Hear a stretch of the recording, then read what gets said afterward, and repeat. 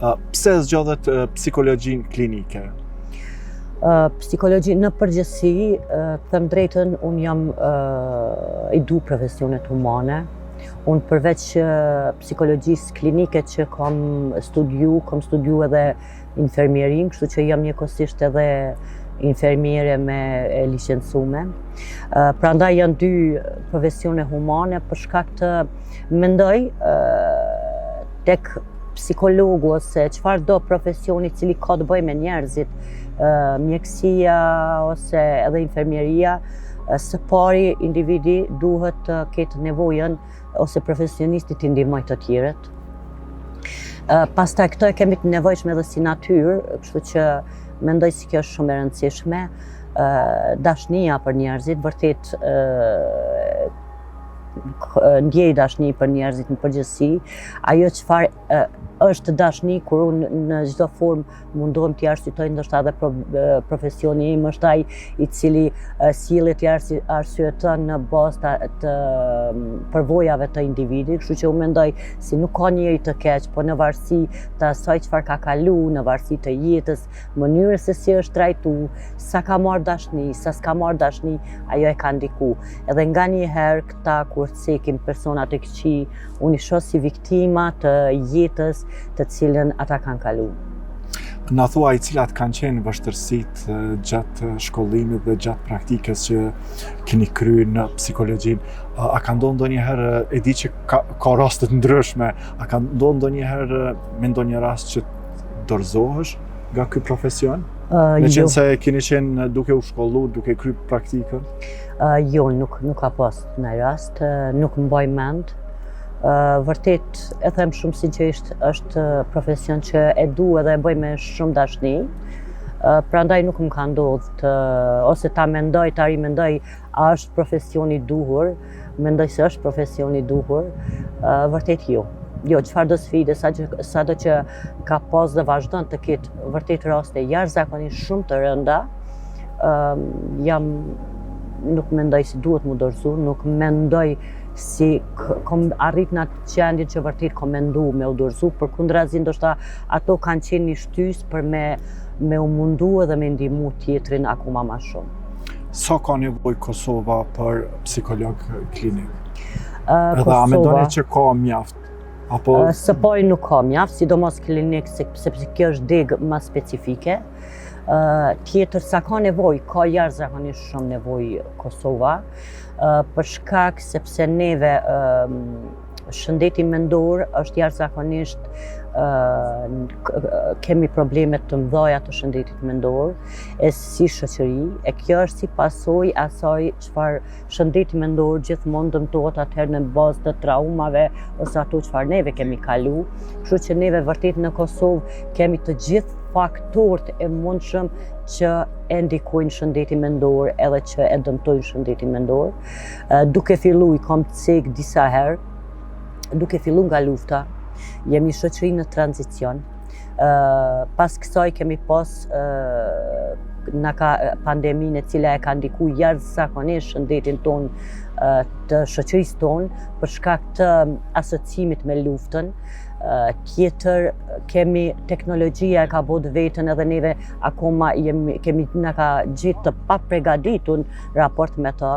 Ndryshimi kulturave, ndikimi kulturave të tjera, edhe konfliktet që kemi mes kulturës tonë edhe të ndikimet e tjera, por njëkohësisht kemi edhe konflikte shumë të mëdha të mendësisë ose mentalitetit të rinjve dhe moshës më të vjetër.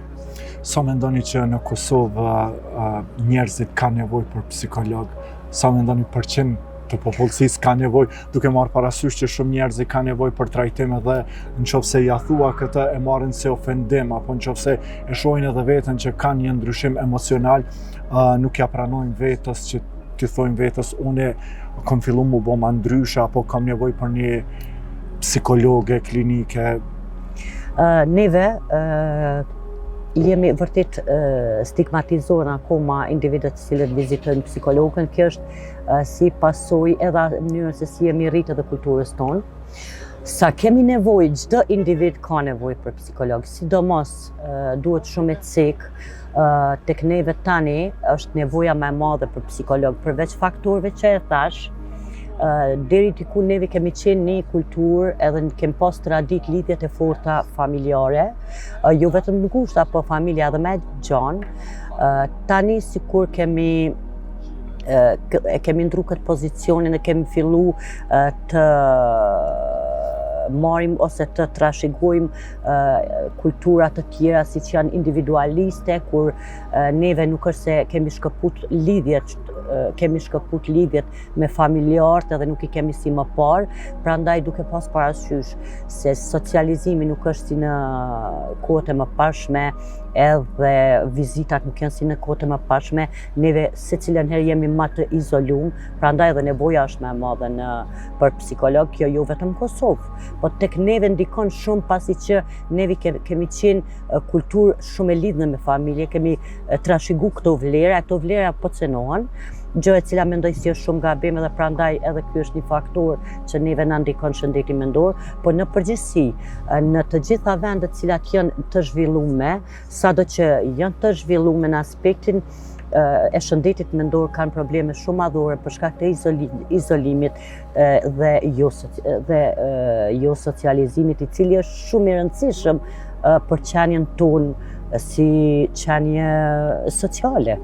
Çka do të thuash, do të thënë me arritjen e teknologjisë ne jemi larguar nga familjarët dhe do bëjmë një jetë më të izoluar, edhe ndoshta kjo është si pasojë që me atë mbylljen që ne po njihem për një kohë të caktuar, okay, po pastaj mos socializimi me njerëz, pastaj ne po mbyllëm vetë dhe po fillojmë që kemi edhe pasoja të ndryshme. Prandaj si ka nevojën për psikolog, sepse socializimi është thelbësor për zhvillimin e qenies tonë, sepse neve jemi në esencë qenie sociale, edhe prandaj momentin që neve dalim nga ato konditat për të cilat neve jemi të predispozitum me qenë, atër patjetër kemi më pas çrregullime dhe probleme. Prandaj po them, në vendet e zhvilluara, sado që edhe kanë arrit teknologjinë, kanë arritje jashtëzakonisht të mëdha, si pasojë e jo socializimit edhe izolimit, shkakton probleme shumë të mëdha, duke marrë parasysh qëndësinë tonë. Psikologe, na tregoni telefoni është shumë I domosdoshëm, po ne pishohem edhe gjeneratat e reja dhe fëmija, domethënë në ciklin e olt shkollës janë të gjithë me celular. A duhet të përdoret telefoni te gjeneratat e reja apo jo? Vërtet, patjetër është shumë e dëmshme, sidomos tek fëmijët, edhe pse gjatë gjithë kohës profesionistët ngejnë alarmin se është shumë I dëmshëm. Dua t'ju tregoj një rast konkret, para disa ditësh, isha në një vend duke dreku edhe për një moment shoh familjen, 2 fëmijët, nana, baba edhe fëmiu, duke ngrënë drekën me telefon.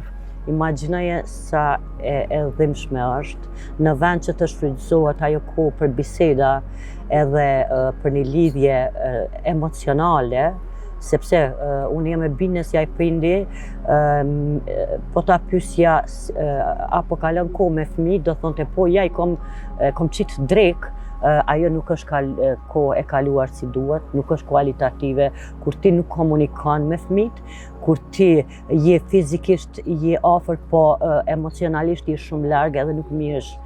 As pak për një kohë kam vëzhguar dhe më ka bërë shumë përshtypje në fakt, se si ka mundësi familja e ngushtë në vend që të ndajnë histori, të komunikojnë njëri me tjetrin, të flasin për problemet ose për ato sfidat ose çfarë do të qoftë, secili ishte në telefon duke përfshi fëmin si unë mendoj, nuk e di, kishte apo si kishte 10 vjet, nuk jam e sigurt. Po atëherë në këto raste si me lan fëmija telefonin kur është prindrit të nkohen në telefon edhe mendojnë. Po pastaj krejt këto janë pasoja që domethënë pi marrin për mrapa ne prindrit për shkak se fëmija po rriten me telefon, edhe nuk është se ne po mendojmë që fëmis po ja blejmë telefon edhe ja kemi bën një dhuratë të madhe. Unë mendoj që ajo nuk është dhuratë, ajo është një diçka shumë e keqe që i ka bo fëmijës vetë, për shkak se ai fëmijë ka ngecje në mësim, pastaj në komunikim izolohet me një dhomë duke luajt loja, duke marrë parasysh sot edhe në TikTok po futen, edhe besoj që me një telefon, nëse një prind mendon që i ka bo fëmijës, unë mendoj që ja ka bo një devijim. Dëm shumë të madh, padyshim. Telefoni është domosdoshmëri.